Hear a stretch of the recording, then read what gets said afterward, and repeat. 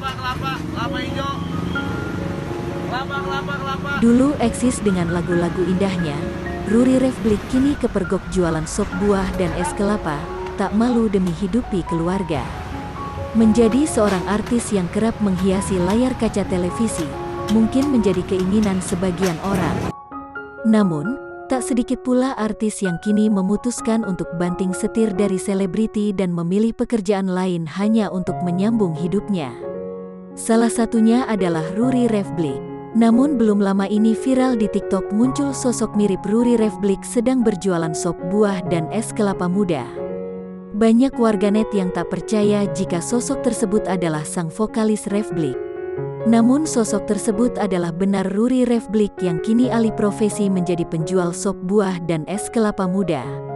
Menilik dari akun TikTok @ruri_revblik, dia tampak menunjukkan sebuah video sedang menyiapkan jualannya yakni sop buah. Ruri terlihat mempersiapkan buah-buahan yang hendak dimasukkan ke wadah besar.